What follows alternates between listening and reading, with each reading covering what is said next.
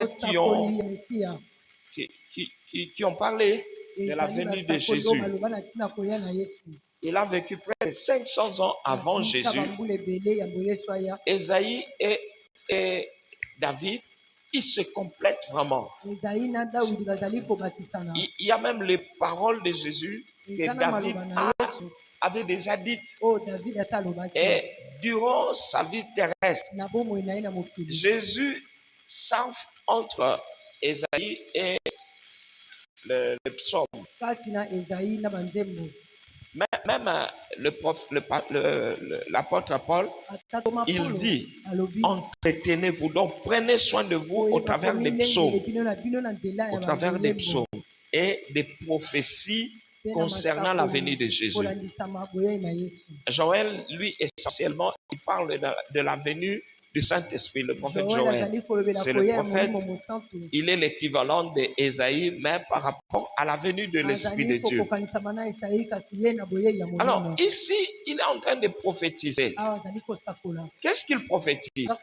Il parle à la famille de David. Pourquoi je dis la famille de David? Parce que dans cette lignée, c'est David qui est le plus grand. Dans la lignée d'où est issu David, vous allez voir, si vous regardez la première page de Matthieu, là où on parle de engendra, vous allez voir, il y a des grands noms. Les noms comme de Ruth, ainsi de suite. Et puis finalement, il y a Isaïe. Isaïe, c'est le nom du père de David. Alors, comme on ne peut pas parler de David sans parler de ses racines, donc ça veut dire on veut parler de David, mais David doit avoir des racines. Et parmi les racines de David, on parle d'Ésaïe. Alors, le prophète Ésaïe est en train de prophétiser. Il dit en ce temps-là, il n'est pas en rejetant des racines de David. Ça veut dire, vous voyez comment naissent le rejet de bananier. À partir des racines, vous allez voir un truc sortir et finalement, si vous entretenez ça demain, ça devient une plante entière. Alors Jésus, on parle de lui, on dit il naîtra, il sortira du trône d'Ésaïe en rejetant. On parle, on ne cite pas son nom. Mais quand on parle de lui, directement on dit que ce qui le caractérisait. Ça veut dire que vous reconnaîtrez que c'est le rejeton dont le prophète a parlé. Comment? Par l'esprit. La Bible dit l'esprit de l'Éternel sera sur lui. Esprit de sagesse et d'intelligence, l'esprit de force, l'esprit de... Et en parlant, le prophète va citer les sept esprits de Dieu. Il dit les 7 esprits de Dieu vont rester sur lui. Conséquence, on dit qu'il sera un juge comme David, mais il ne jugera pas sur l'apparence. Il ne jugera pas, il ne fera pas le jugement de tâtonnement. Comme par exemple, donc c'est un peu comme le jugement de Salomon. Lorsque les 2 femmes sont venues devant lui, prenant avec un enfant, c'est disputer un enfant, Salomon a utilisé, un peu d'absurdité pour qu'il puisse trouver. Mais on dit, lui ne jugera pas comme ça. Il ne va pas dire, prenons l'épée, on va couper cet enfant. Non. Non. Mais la Bible dit, il jugera avec la sagesse, avec l'intelligence, il jugera avec la force, il aura l'esprit de révélation, il aura la clairvoyance, à tel point que son jugement ne tapera jamais de côté. Alors, c'est par là que nous nous posons la question, c'est par là que nous nous posons, qui est ce rejeton de David? Celui qui devait naître de la famille d'Isaïe, c'est qui? Quel est le rôle de ces rejetons? Son rôle, le rôle de Jésus. Donc, quand on parle de qui est ce rejeton, c'est Jésus. Alors, quel est son rôle? Il vient naître pourquoi? Lui, il est Dieu. Nous savons que Jésus, c'est la deuxième personnalité de la Trinité. Nous n'adorons pas trois dieux. Mais le Dieu que nous adorons, le Dieu que nous servons, il est Père, Fils et Saint-Esprit. Quelqu'un va dire, mais tu parles de trois dieux. Je me dis malheureusement pas. Parce que même toi, humain, tu es à la fois le corps. Qui a le corps? Merci. Maintenant, qui a un esprit? Et qui a une âme? J'ai vu d'autres qui n'ont pas élevé la main. Bon, qui n'ont pas d'âme ici? Qui n'ont pas d'âme? Alors, qui n'a pas d'esprit? Donc, ça veut dire que nous sommes trinitaires, n'est-ce pas? Nous sommes à la fois corps, âme et esprit.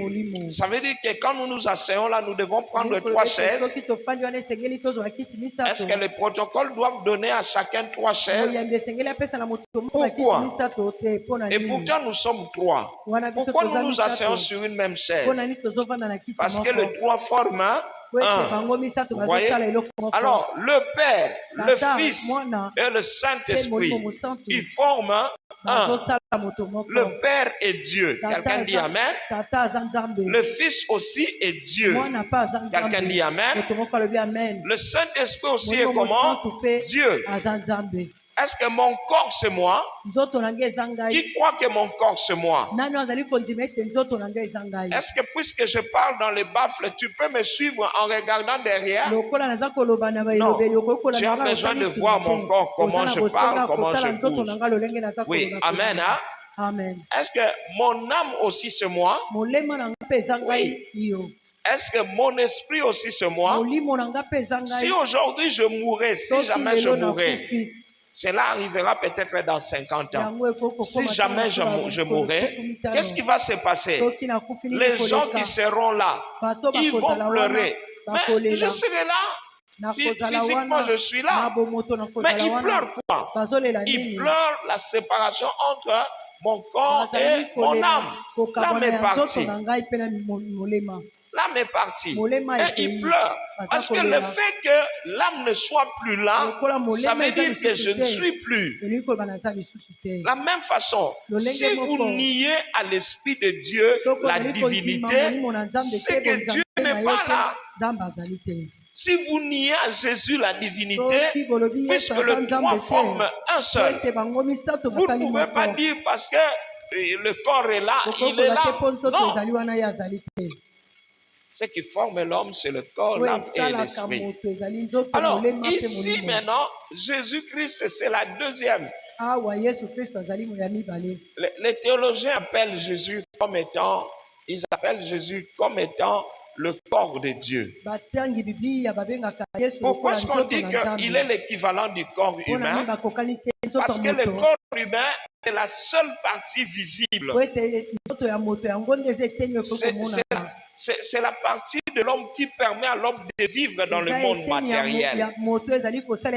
Si vous vous séparez du corps, directement vous devenez un vent. Vous allez flotter.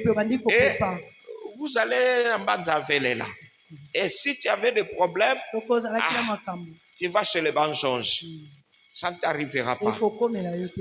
Celui qui était en route vers les banjonges, reçois Jésus dans ta vie, réponds-toi. Même pendant qu'on prie ici, il y a des gens qui ont toujours le cœur dur. Les gens qui attendent à ce qu'on leur dise, tu as tel problème, tel problème. Ne donnez pas au pasteur ce travail-là.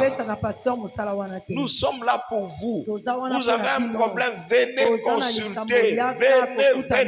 Venez avouer vos péchés.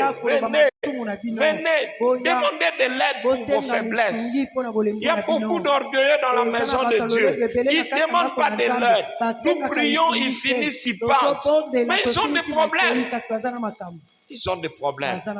Non, pardon. Je vous en prie, ne tombez pas dans ces pièges-là. Jésus, c'est le Fils de Dieu. Maintenant, Dieu dit que c'est le prophète Esaïe qui le dit. Il dit, il viendra sur terre. Mais pourquoi il va venir sur terre? La première raison pour laquelle il vient sur terre, il vient pour sauver l'homme. Il vient pour le salut de l'humanité. Il vient pour le salut de l'humanité. On va nous prendre Matthieu chapitre 2, à partir du verset 2. Peut-être du verset 1. Oui, Jésus étant né à Bethléem en Judée, au temps du roi Hérode, voici des mages d'Orient arrivèrent à Jérusalem et dirent: Où est le roi de Juda qui vient de naître? Car nous avons vu son étoile en Orient et nous sommes venus pour l'adorer. Le roi Hérode, ayant appris cela, fut troublé et tout Jérusalem avec lui. La Bible dit que d'abord il est né pour être le roi d'Israël. On demande où est le roi d'Israël qui vient de naître. Hérode fut surpris. Parce que Hérode, c'est le symbole de Satan. Il ne voulait pas que Dieu règne. La présence d'Hérode, c'était le roi diabolique qui régnait. Ils disent, nous sommes venus pour l'adorer. Nous sommes venus pour l'adorer. Nous prenons toujours Matthieu, toujours. J'avais dit le verset, le deuxième verset, pardon, chapitre 2, le verset 17. Alors s'accomplit ce qui avait été annoncé par Jérémie le prophète. On a entendu des cris à Rama, des pleurs et des grandes lamentations. Rachel pleure ses enfants et n'a pas voulu être consolée parce qu'ils ne sont pas. Jésus est venu pour, d'abord, pour être le roi. Être le roi de qui? D'Israël. Pourquoi est-ce qu'il devait être le roi? Parce que Dieu avait voulu avoir une représentation sur terre.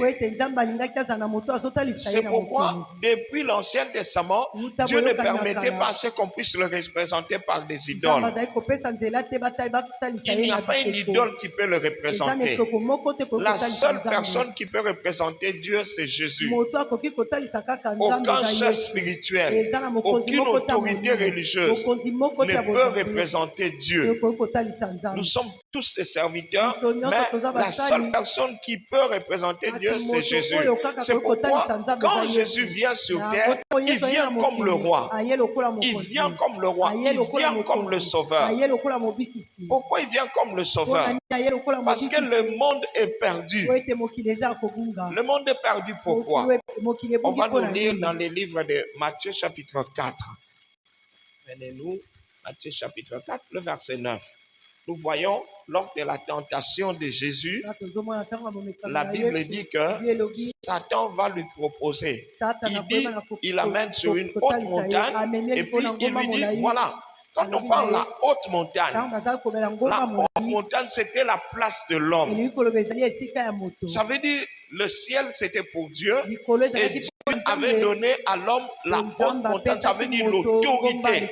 La montagne là représente l'autorité suprême. L'autorité suprême de l'air, c'est l'homme.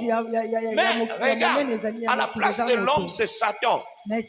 Quand Jésus voit la haute montagne, il voit Satan qui commande. Et Satan lui dit, si tu veux que je te cède cette place, agenouille-toi. Comme ça, je vais te donner ça. Ah, pourquoi? Parce qu'il dit, cette place m'a été donnée. Qu'est-ce qui s'est passé? Comment l'homme a perdu sa place? À cause du péché. À cause du péché. Beaucoup de gens aussi perdent leur ministère à cause du péché. Il y a beaucoup de gens qui perdent leur faveur à cause du péché. Alléluia. Je ne sais pas pourquoi les protocoles ne mettent pas les gens ici. Bientôt, on va me dire qu'on monte au-dessus. J'ai besoin de prêcher s'il y a de la place ici. Je ne sais pas, peut-être le protocole ne voit pas. Aidez-le aussi à voir, puisque là, c'est déjà plein. Or, c'est là qu'on met les retardataires. C'est selon moi, je ne suis pas protocole. Beaucoup de gens perdent la faveur de Dieu à cause du péché. L'homme avait la faveur. Dieu avait dit, créons l'homme à notre image, qu'il domine. Dieu voulait faire quelqu'un qui soit un dominateur. Et c'était qui? C'est l'homme. Il devait dominer sur toute l'œuvre de ce main. Mais malheureusement, à cause du péché. C'est pourquoi je vais dire, dans ces temps, dans la semaine de la passion, mon frère, traite sérieusement le problème du péché. Beaucoup de gens perdent leur faveur à cause du péché. Ils perdent leur santé, ils perdent leur bénédiction, leurs ouvertures. J'aime la phrase que Joseph a dite à la femme de Potiphar. Il lui dit, comment pécherai-je? Comment ferai-je un si grand péché? Il dit, comment pécherai-je contre Dieu? Dieu, c'est sa source. Il se rappelle comment il allait en Égypte enchaîné comme un esclave. Ce n'était pas évident qu'il vive. Mais il avait le nom de Yahweh. Yahweh l'a gardé. Maintenant, il est devenu gérant. Et finalement, la femme là lui dit, tu ne vois pas que je suis belle. Il dit, oh, c'est vrai, tu es belle, mais tu es la femme de mon patron. Il dit non, elle ne saura pas. Il dit non. Il lui pose la question, comment pécherai-je? Le mot là, comment pécherai-je, a la valeur de comment trahirai-je. Est-ce que vous permettez que je parle? Quelqu'un qui pêche, quelqu'un qui se soustrait, il est en train de trahir Dieu. Frère, beaucoup de bien comme ça que Dieu nous fait, je les trahis. Pourquoi? Un jour, il y a quelqu'un qui m'a appelé au téléphone pour me faire une proposition du péché vraiment. J'avais encore mon téléphone à l'oreille. Les larmes ont commencé à couler. Je lui demande, tu sais à qui tu parles? Mais il me dit, mon cher, je parle à toi. Je lui réponds, je dis, tu ne parles pas à moi. Tu parles à quelqu'un pour qui Jésus a payé le prix. Jésus m'a pris dans la boue. Jésus m'a pris dans le néant, dans le chaos, dans la détresse. Si même aujourd'hui je peux tenir même ce téléphone, c'est Jésus. Et tu me dis quoi? Mais comment je peux trahir mon Dieu? Frère, quelqu'un qui pêche, il trahit Dieu. Il trahit l'alliance. Mon frère, Dieu les en a moulaï. Dieu les a moulaï. Ne trahissons pas l'alliance. Pourquoi? Parce que on a sale la tata on a kokoma mobange na simbi nzete bana nanga bakozana eposa. Maintenant si moi je le trahis, il a quoi Dieu? Je ne peux pas. Comment trahir? Frère, et vraiment le rejet du mal.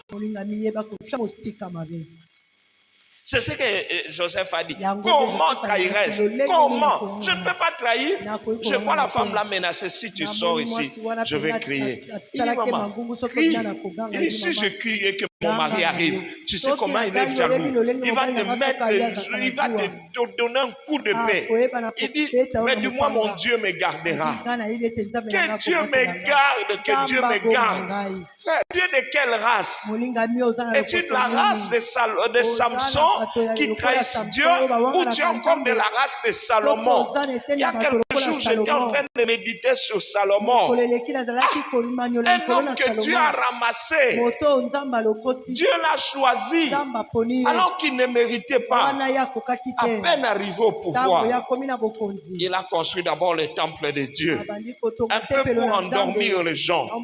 Tout de suite après, quand Dieu l'a béni, la Bible dit l'or était comme la poussière en Jérusalem. Au lieu de servir Dieu, il a commencé à prendre des femmes. Salomon, tu as oublié que vous étiez nombreux? Tu as oublié qu'Adonis est mort pour ça? Tu as oublié que tes frères sont morts pour la royauté? Mais Dieu te l'a donné alors que tu ne méritais pas. Je parle à quelqu'un qui est ingrat. Dieu l'a béni, Dieu l'a soutenu, Dieu l'a choisi dans ce monde rempli de diplômés. Toi, tu es un bureau. Est-ce que tu trouves ça normal?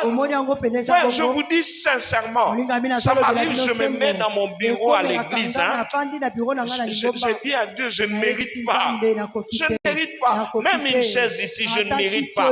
Les gens qui m'ont annoncé l'évangile, quand c'était l'heure les rendez-vous, on s'asseyait sur le banc. Vous vous tournez face à face sur le banc comme ça, tu regardes ton pasteur comme ça. Et qui suis-je moi? Je ne connais même pas Dieu mieux que mes pères. Moi j'ai un bureau, j'ai un endroit où je peux rester, j'ai de l'air frais. Ah Seigneur, je ne mérite pas. Si tu commences à trouver que tu ne mérites pas, c'est alors que tu comprendras l'importance de l'alliance. Mon frère, Dieu t'aime. Dieu t'aime. Dieu t'aime. Pour toi, il a payé le prix à la croix. Et ta choix du péché, si tu commences à trahir l'alliance, Dieu te trahira. Je prie que Dieu ne te laisse pas, qu'il ne te délaisse pas, qu'il t'accueille encore. Si même jusqu'aujourd'hui Dieu t'a gardé, c'est juste par sa grâce. Alors, ne prends pas Dieu pour quelqu'un qui laisse faire. Je ne sais pas à qui je m'adresse, mais il y a quelqu'un qui doit revenir au Seigneur. Il y a quelqu'un qui doit revenir au Seigneur. Il y a quelqu'un qui trahit Dieu, qui abandonne son Dieu. Et Dieu dit, c'est que je contre toi. Est-ce que sauras-tu vivre avec Dieu qui est quelque chose contre toi? Tu connais ce que Dieu a contre toi? Tu sais ce que Dieu n'aime pas en toi? Papa, fais vite, rentre à Dieu. Rentre à Dieu, rentre à Dieu, rentre à Dieu. Samson croyait que non, c'était seulement un plaisir momentané. Quand il a trahi le Seigneur, on lui a coupé ses cheveux-là. Toi, ça ne t'arrivera pas. C'est pourquoi notre département d'intercession prie dans la cave cachée pour qu'on ne te coupe pas les cheveux. Mais ne continue pas, ne tente pas Dieu. Jésus est venu pour résoudre le problème du péché. L'homme, à cause de son péché, il a perdu l'avantage. Normalement, il devait s'asseoir sur la haute montagne que Jésus avait vue. Il y a des familles qui ne pouvaient pas avoir la situation qu'ils ont. Ils ne pouvaient pas, ils ne devaient pas. Pourquoi? Parce qu'ils ont une faveur de Dieu. Mais tout ce qui leur arrive, c'est la flatterie, le mensonge de l'ennemi, de Satan. Il y a 2 semaines qu'on était dans le séminaire ici, j'avais dit Satan est pauvre. La preuve en est que Satan est dans les valeurs inférieures. Il commence à 0 et il descend en moins 10. Mais alors, où est-ce qu'il trouve ce que nous trouvons en lui? Il vole. Jésus l'appelle, c'est le voleur. C'est le voleur. C'est le voleur. Hein? Connais-tu quelques voleurs? Connais-tu quelques voleurs? Oui, surtout dans la politique, ils sont nombreux. Des gens qui volent et qui s'accaparent de l'argent de l'État. L'argent qui devait servir à asphalter nous, lui, il détourne ça. L'argent qui devait servir à acheter un train, il détourne ça. Après, vous le craignez, ah, il est riche. Il n'est pas riche. Puisqu'il n'y a pas un endroit où il peut travailler à avoir ces millions-là.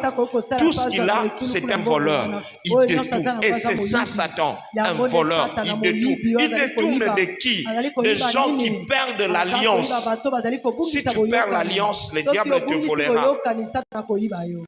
Frère, la faveur de Dieu, tu peux perdre ça. Tu peux vraiment perdre la faveur de Dieu. Le Dieu qui combat pour toi, le Dieu qui prend ta cause en main, tu peux vraiment perdre. Et ça ferait l'affaire du diable.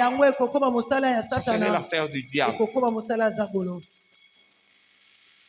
Je pense à l'amour de Dieu, des fois, les larmes me coulent. J'ai un grand frère, il n'y a pas longtemps, qui est devenu complètement aveugle. Mais moi, quand ces choses ont commencé, directement, c'est à ce moment-là que j'ai commencé à voir le visage de l'Europe. Je me demandais, Minani, pour que je puisse avoir ça. D'abord, le médecin m'a dit, tu devras aller en Europe. Je vais lui poser la question. Je suis un pasteur de Kimpese, je ne connais rien. Juste après, je suis allé aux États-Unis. Seigneur, je vois aussi un médecin. On me dit non, tu dois prendre rendez-vous avec des médecins indiens qui peuvent t'aider. Je me demandais, on m'a donné les montants qu'il fallait payer. Je me suis dit, même si je disais à l'église, chacun s'est cotisé, on n'atteindra pas ces montants. J'ai dit, Seigneur, c'est toi toujours. Je suis rentré. J'ai trouvé le visa de Belgique. J'arrive en Belgique, j'ai trouvé ça étonnant. J'ai payé juste la fiche de consultation. On me dit non, pour que tu puisses être consulté dans un grand hôpital. J'arrive là-bas. Quelqu'un prend mon dossier. C'est comme si il avait rêvé ça. Il me dit non, moi-même je vais prendre pour toi les rendez-vous. Il prend les rendez-vous. Puisqu'on prend les rendez-vous avant d'aller voir le médecin. Je devais voir un spécialiste. Il prend les rendez-vous. Le temps il prend les rendez-vous, il me dit oh, ne t'inquiète pas, j'ai déjà payé. Je me dis comment? Et puis je finis avec ce médecin-là. Il remet le dossier à celui qui m'avait recommandé. Il dit qu'il voit tel autre médecin supérieur à lui. Il prend les rendez-vous. Là, j'étais en train de calculer mon portefeuille. Il m'appelle encore, il me dit, façon, t'en fais pas, j'ai déjà payé. À un moment, je me suis dit, Seigneur, il faut me dire que j'ai des ancêtres ici en Belgique. Comment quelqu'un va commencer à payer autant d'argent? On ne se connaît ni d'Adam. Seigneur. Et puis, la dernière fois, il me dit, je pense que personne ne trouve. Il faut que tu trouves un professeur. Il y a un seul professeur ici en Belgique. Il est très sollicité. Moi, j'ai commencé à dire, bon, je vais d'abord rentrer à mon retour. Le soir, je crois, minuit, il m'appelle, il dit, oh, ma soeur, tu as de la chance. Je puis avoir mes rendez-vous pour toi auprès de ces professeurs. Ah! Frère, je n'ai pas pu dormir. J'ai commencé à dire, Seigneur, Gande Nani, autant de faveurs. Et maintenant, toi, tu vas me proposer quoi pour trahir Jésus? Pour trahir ce Jésus-là. C'est lui qui ne m'a fait que du bien. C'est lui qui s'est souvenu de moi.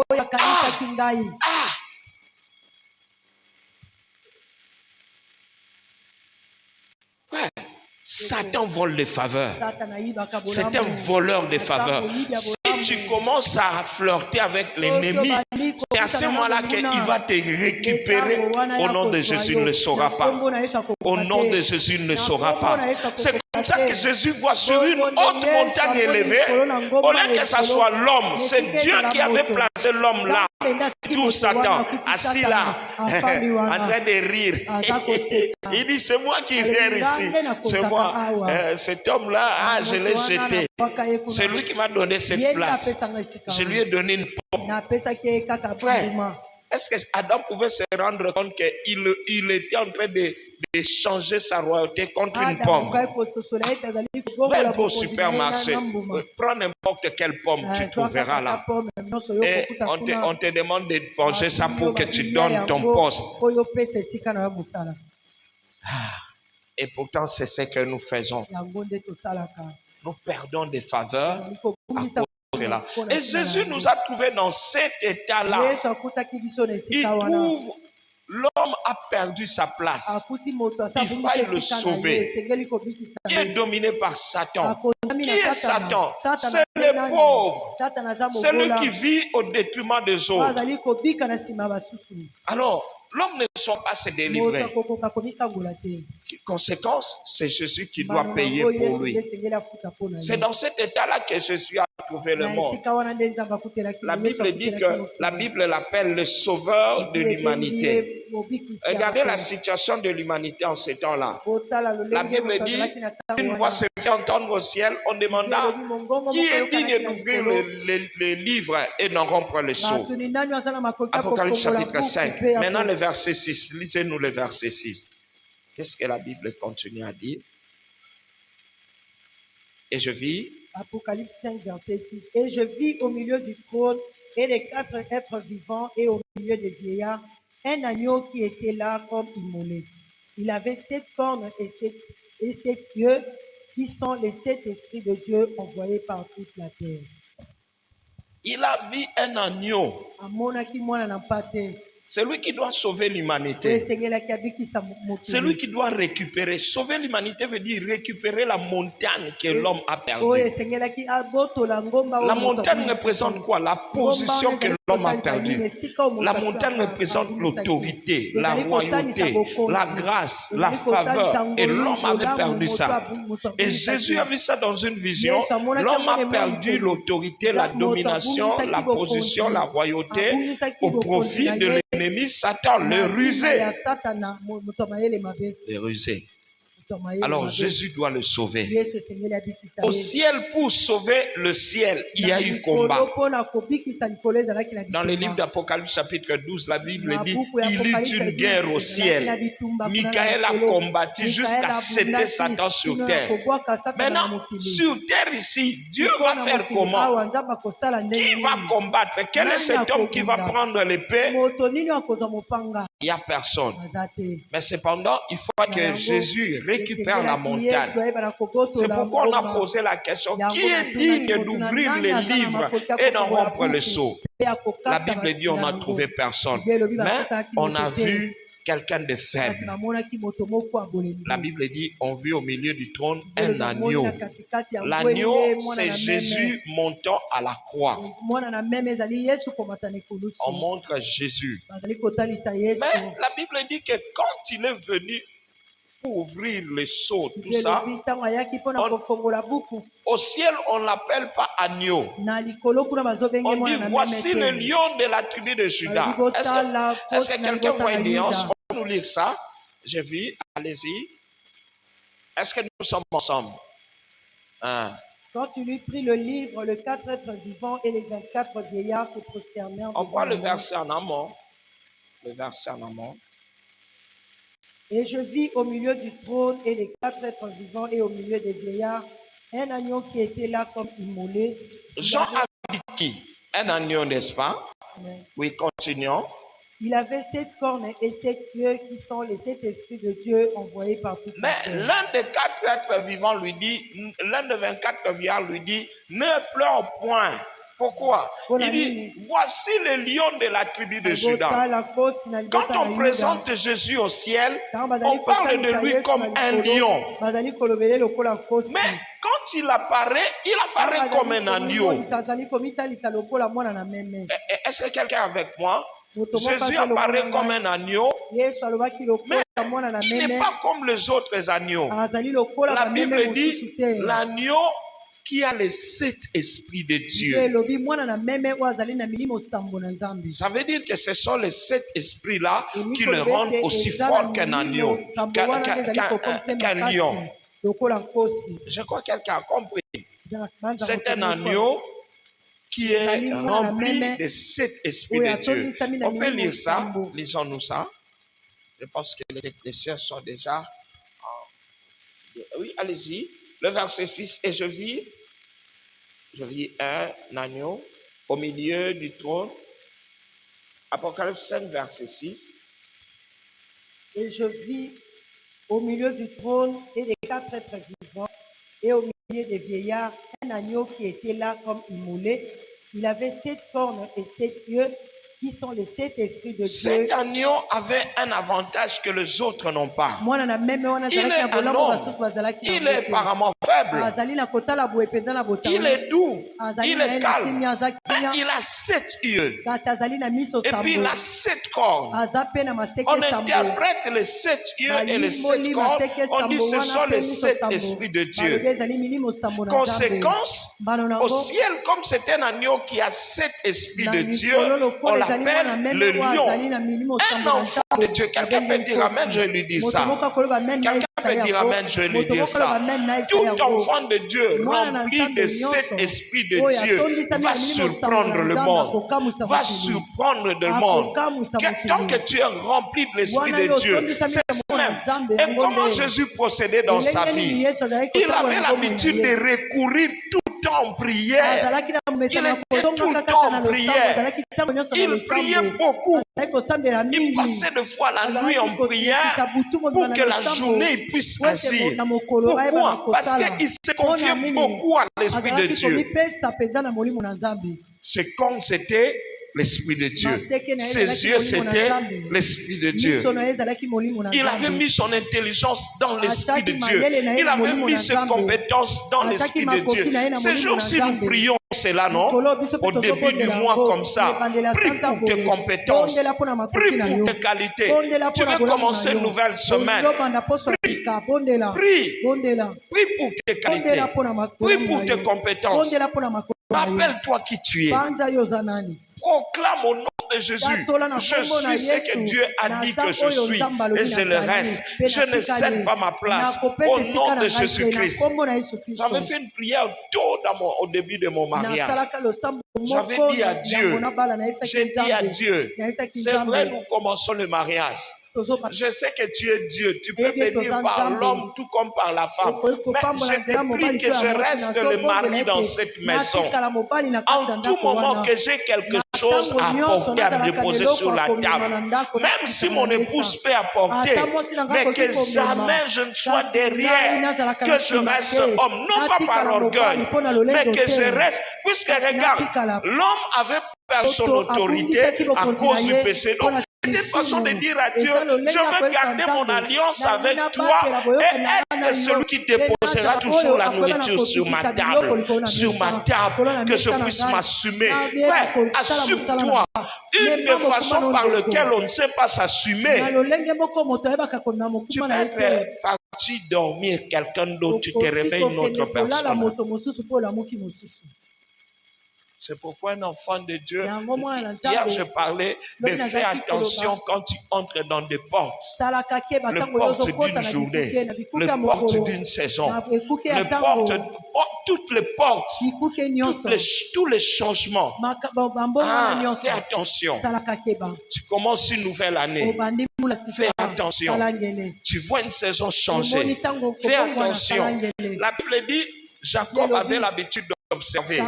Il a observé que les regards de sa belle famille n'étaient plus le même. Il comprit qu'il devait partir. Mais comment nous ne comprenons pas quand nous entrons dans des portes? Comprends le changement des saisons. Et qu'est-ce que tu dois faire lors des changements des saisons? Porte le corne de l'agneau. Porte le corne de l'agneau. Le corne de l'agneau, c'est l'Esprit de Dieu. Le Saint-Esprit de Dieu. Moi aussi, je voudrais être revêtu. Dans la Bible, quand on parle des cornes, ça veut dire la puissance, la force. Et la force de l'agneau, c'était le Saint-Esprit de Dieu. La Bible dit c'était un agneau. Il avait l'air d'un agneau immolé. Il saignait. Il venait tout doucement. Mais très efficace. Pourquoi? Parce qu'il a 7 cornes. Il a 7 cornes. Il a 7 yeux. Déjà dans le livre d'Ésaïe, on dirait il y aura un roi qui naîtra des rejetons d'Ésaïe, de la racine d'Ésaïe. La Bible dit que l'Esprit de l'Éternel sera sur lui. Et quand on commence à parler l'Esprit de l'Éternel, on dit l'Esprit de sagesse et d'intelligence, l'Esprit de force, l'Esprit de crainte de l'Éternel. Il respirera la crainte de l'Éternel.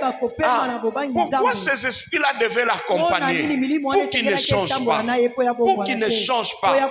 Pour qu'il ne change pas. Pour qu'il ne change pas. Lui-même, il dit, je ne suis pas un homme pour changer. Frère, toi et moi, nous devons savoir que les hommes, nous changeons.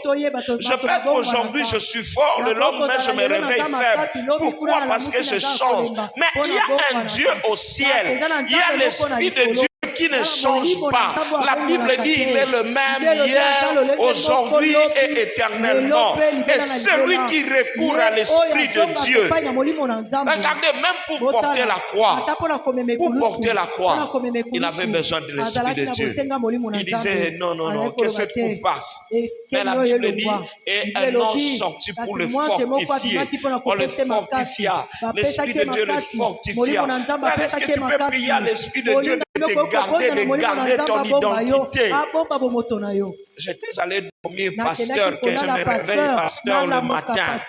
J'ai commencé cette année pasteur, que je la termine pasteur au nom de Jésus. J'ai commencé cette année fort, que je termine fort au nom de Jésus. Oh, personne ne dit Amen. Est-ce que quelqu'un veut dire Amen plus fort?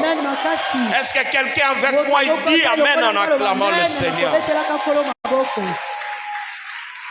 Oui, qu'on le veuille ou pas, les hommes changent. Nous changeons. Mais alors, qu'est-ce qui donne la constance à Jésus? Quoique humain. Jésus était un humain. On ne peut pas nier l'humanité de Jésus. Il était humain. Mais sa force, c'était dans les 7 cornes. Les 7 cornes et les 7 yeux. Il avait l'esprit de révélation, l'esprit de sagesse. Regardez comment il a vécu sa vie. Donc, déjà au début, alors qu'il avait encore, il venait de naître, il pouvait avoir 2 ans. La Bible dit que Hérode le chercha pour le tuer. Mais l'Esprit de Dieu l'a épargné. Qui a parlé à Joseph que fuit avec l'enfant? C'est l'Esprit de Dieu, l'Esprit de sagesse et de connaissance. Il dit, Joseph, ne passe pas la nuit ici. Sors, fuis en Égypte. Et puis, Joseph est sorti avant, puisque l'opération qui a eu lieu se fait en général après la fermeture de frontières. Joseph pouvait se dire, je devais sortir, mais on a déjà fermé les frontières. Mais Dieu lui a parlé. Frère, quand tu es rempli de l'Esprit de Dieu, l'Esprit de Dieu va parler pour toi dans l'anticipation. Il parlera pour toi dans l'anticipation. Regarde les choses que Jésus a croisées. Il dit, hein? Lui qui était un agneau. La Bible dit que les pharisiens, les publicains, ils ont engagé des gens pour le suivre et trouver une parole. L'apôtre Jacques, vous avez déjà lu Jacques, non? L'apôtre Jacques dit, nous bronchons tous en parlant. Et il savait que Jésus, malgré sa prudence, s'il bronchera, il va commettre une erreur dans les propos et on le condamnera. Et Jésus savait ça. Conséquence, c'était quoi? Avant d'aller prêcher, il cherchait l'Esprit de Dieu. Il invoquait l'Esprit de Dieu. Est-ce qu'on peut arranger ces câbles ici? Nous avons une église assez classe pour laisser des câbles pendant comme ça. Arranger ça. La ligne de moi, pour même binopé, des fois, et ça propreté. Si bon, mon yon body, si pas technicien, pourtant, je suis pas pressé. Technicien, mon va bon. Amen. Hein? Amen. Il priait Dieu. Il priait. Seigneur, c'est comme si quand il allait prier, il sait qu'il doit aller prêcher. Il sait qu'il doit aller prêcher. Peut-être les gens peuvent dire, ah, il a du succès. Il prêche à 6000 personnes. Mais lui-même tremblait. Il tremble pourquoi? L'Esprit de Dieu lui dit, c'est que les pharisiens, les publicains ont mis des gens parmi la foule pour chercher une parole. Ah Seigneur, ah Seigneur, ah Seigneur, ah Seigneur. Ce que les autres trouvent comme opportunité, lui trouve de piège. Ce qui fait qu'il va parler étant prudent. Même quand il parlait, de temps en temps, il interrompait son message. Pourquoi il interrompt? Après, les disciples vont lui poser des questions. Il dit, à vous, je vous dirai d'autres choses que je ne dirai pas là. Pourquoi? Parce que vous êtes mes amis. Je ne serai pas en danger. Mais avec eux, je suis en danger. Mais comment il prêchait à un public hostile? Esprit de sagesse. Tu as besoin de la sagesse. Pour vivre dans ta belle famille là, tu as besoin de la sagesse. Pour vivre dans nos familles africaines là, tu as besoin de la sagesse. Où les gens attendent, tu parles et ils écoutent. La phrase là qu'il avait dite, ça veut dire quoi? Ah, Seigneur, aie pitié de moi. Aie pitié de moi. Remplis-moi de l'esprit de sagesse. Remplis-moi de l'esprit de sagesse. Remplis-moi. Vous savez que Jean-Baptiste a Koufa Likola Bilobé là? Vous savez ça? Le roi était en train d'entretenir une copine quelque part là. Ce n'était pas son affaire. Dieu lui avait dit, toi tu es la voix qui crie où? Au désert. Est-ce que ta voix doit crier au palais? Non. Mais quand il est arrivé au palais, je ne sais pas, peut-être qu'il avait une invitation du roi ou quoi. Mais est-ce que tu peux-tu avoir la sagesse? Elle n'était limitée que... Ah, il parle comme ça. Bambrenge Master.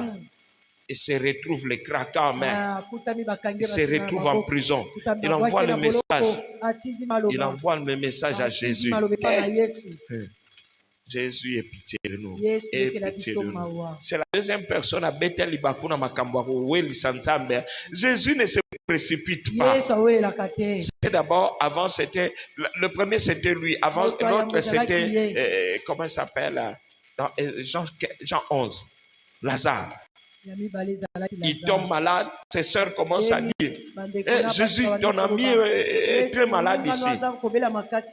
Et même quand Jésus est arrivé, c'est comme si on lui disait à peine à des mots voilés. Quand tu as faim, tu ne nous réveilles pas nous ici. Nous ne préparons pas pour toi. Des fois tu viens avec 200 disciples ici. On commence à frire les poissons, boutou, vous devez manger. Maintenant, on t'a dit que notre frère est malade, tu l'as laissé jusqu'à mourir. Vous savez, le respect seulement. Il ne pouvait pas dire tout ça, mais vous sentez une froideur. Vous sentez une froideur. Même Jean était achoppé. Jésus, vraiment, c'est mon cousin. C'est mon cousin. Et puis, c'est moi qui l'ai introduit. Jésus, c'est moi qui l'ai introduit pour dire qu'il est aussi un prophète. Maintenant, j'ai des problèmes en justice ici. Jésus est prudent. S'il était parti voir Hérode, lui dire que Hérode, tu sais que celui que tu as touché là, c'est oint de Dieu. Il est écrit, ne touchez pas mes oints. On allait encore l'attraper lui aussi. Qu'est-ce qu'il fait? Il dit à Jean, ça seulement que tu avais dit la vérité. Mais la sagesse ne me permet pas d'entrer dans une affaire politique. J'exhorte mes frères serviteurs de Dieu, soyez comme Jésus. Il a évité d'entrer dans l'affaire des gens parce que c'était une affaire politique. N'entrons pas en politique. Restons dans... Mon frère, la moisson est grande. La moisson est grande. N'entrons pas en politique. Restons dans le domaine du spirituel. Battons-nous pour faire entrer les gens au ciel. C'est ça notre combat. C'est ça notre vraie bataille. Il avait la sagesse. Il a échappé. On va lui amener une femme surprise en adultère. On la bouscule. On la bouscule. Vous savez, des femmes comme ça, on la bouscule pas en main. Avec un morceau de bâton.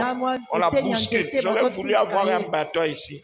Qui a trouvé un bâton? Il peut m'aider à prêcher. Qui a trouvé un bâton? La créature basate. On les bouscule. Va là-bas, va là-bas. Elles se sont humiliées. Approche avec ça. Amène-moi, je vais prêcher. Côté à la carte, même. Les gens là, ils ont payé les cas. C'est lui qui a. Bon, c'est pas lui, hein. On les bouscule. Maman, tu es ma moto, hein? On le bouscule. Puisqu'il trouve, c'était des orgueilleux. Il a péché. Passe comme ça, passe comme ça, passe comme ça. Jésus. Après, Jésus. C'est toi qui prêches la grâce. Viens là qui te voit. Viens là qui te voit. Jésus. Peut-être que ça aurait été fait, j'allais crier. J'allais crier. Mais pourquoi vous dérangez cette dame comme ça? Laissez son mari aller se plaindre. Normalement, moi, je répondrais comme ça. Elle a un mari, non? Alors, rendez-la chez son mari. C'est le mari qui va. Il allait se créer des problèmes. Jésus a pris seulement un des bâtons qui était resté là. Il a commencé à écrire. Il faisait des calculs. Vous sentez l'esprit d'intelligence. Vous savez, quand vous allez au village, souvent les sages, quand ils parlent, les gens du village, quand ils parlent, ils peuvent expliquer des choses en prenant un balai. Il prend les tiges de balai. Quand il parle, il dépose là. Il dit ça. Après, il fait comme ça. Il n'a pas étudié, mais il a une cohérence dans l'esprit, tel que quand il commence à expliquer avec des petits bâtons là, après vous trouvez la solution. Il te dit maintenant, ici, toi, si tu fais comme ça, ça va tourner comme ça. Et si tu allais, tu te dis, ah voilà. Il trouve un alignement selon lui et il conclut. Merci beaucoup. Nous l'encourageons. Nous l'encourageons. Que ta femme te frissonne un peu avec les... Alléluia. Amen. Et Jésus, la Bible dit, il a pris son temps. D'abord, il avait, comment il pouvait se maîtriser? Normalement, quand vous entendez, vous prêchez, et puis vous entendez, d'abord, quand vous êtes devant là, vous demandez, mais c'est quoi? C'est quoi? Lui ne parlait pas. On l'a trouvé en train de prêcher, il a continué à prêcher. Les gens sont venus, ils l'ont interrompu. C'est assis. Il a attendu à ce qu'il se maîtrise. Après, ils ont posé, mais réponds. Moïse dit qu'on doit lapider. Toi, qu'est-ce que tu dis? Ah, Jésus. Est-ce que quelqu'un peut dire esprit de sagesse? Esprit de sagesse.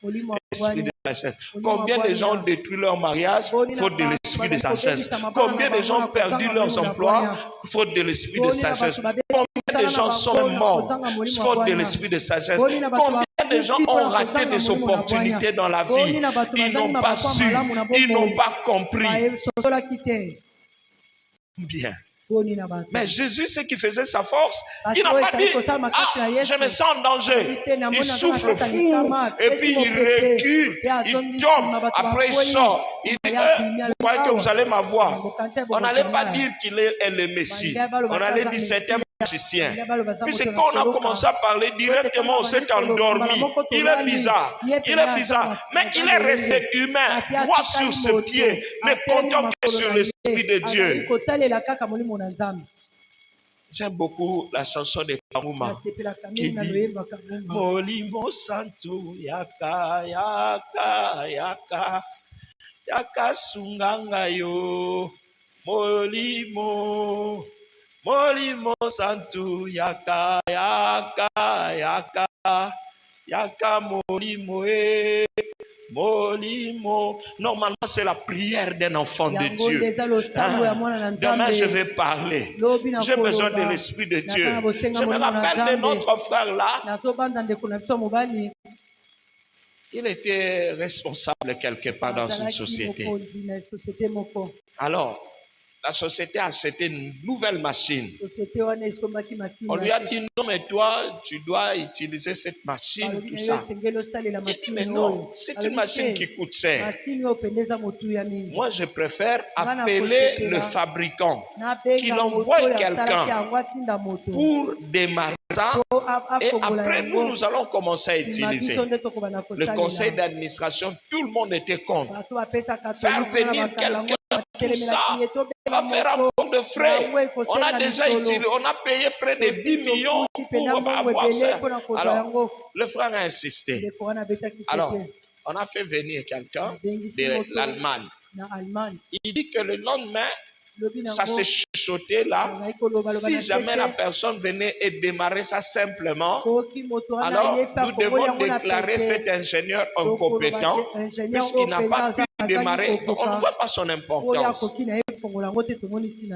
Lui dit c'est pas la même chose. C'est une nouvelle machine. Il doit être le premier à utiliser ça. Après, nous allons en prendre en charge. Il y aura quelques conseils à nous donner aussi. Alors, dit le blanc est venu, il a commencé à installer la machine, tout ça. Un Allemand, il a expliqué avec sa casque, son casque et puis sa blouse blanche là. Ingénieur, il parlait en allemand, fois en anglais. Après, vers 1 heure, tout était prêt. Il devait démarrer. Tout le monde était là. On a dit, bon, les servantes étaient là, attendant ce qu'on démarre. Après quoi, ils vont décapsuler des champagnes et puis, voilà, et puis boire, et puis asperger, et tout le monde. Le frère, il se sentait presque ciblé. Mais l'esprit lui a dit, ne démarre pas cette machine. À 1 heure du matin, l'ingénieur l'a dit, bon, tout est prêt. Je vérifiais le premier fois, le deuxième fois. Donc maintenant c'est le démarrage. Il appuie seulement sur le bouton. La machine a explosé. La machine de 10 millions de dollars. Ça fumait. Oh! Tout le monde a commencé à l'appeler pasteur. Tu avais raison, tu avais raison. Il s'est dit, imaginez que la société perde 10 millions de dollars à cause de moi. Qu'est-ce que moi ici j'allais devenir? On n'allait pas me mettre en prison. On n'allait pas m'extraire des choses. Et bientôt c'est ma retraite. Peut-être qu'on allait tout prendre de ma retraite. Mais est-ce que Dieu peut te donner l'esprit de sagesse? Est-ce que tu peux soupirer après l'esprit de sagesse? L'esprit de sagesse t'épargnera des erreurs, t'épargnera des pièges, t'épargnera des situations. Je pense qu'il y a quelqu'un qui a besoin de prier avant que nous puissions nous séparer. Est-ce qu'on peut acclamer le Seigneur très fortement? Acclame encore le Seigneur davantage alors que nous nous tenons debout. Acclame encore le Seigneur. Il est Dieu. Il est Dieu. Il est Dieu.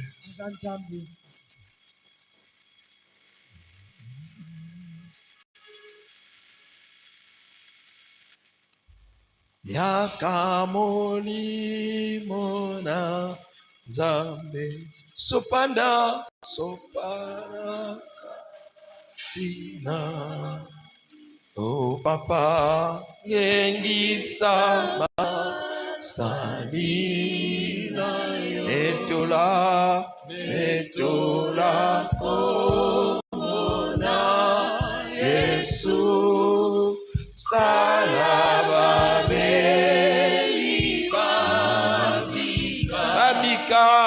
bika mwaka tina biso kandalogo kona muya na kombo na ye Yahweh tobelemi pembeni nayo yamba masanzori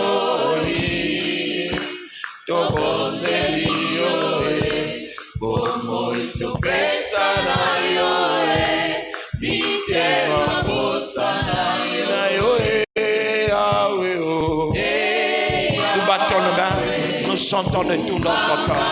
Yahweh tobelemi, Yahweh tobelemi, bebeni na yo, yamba masa.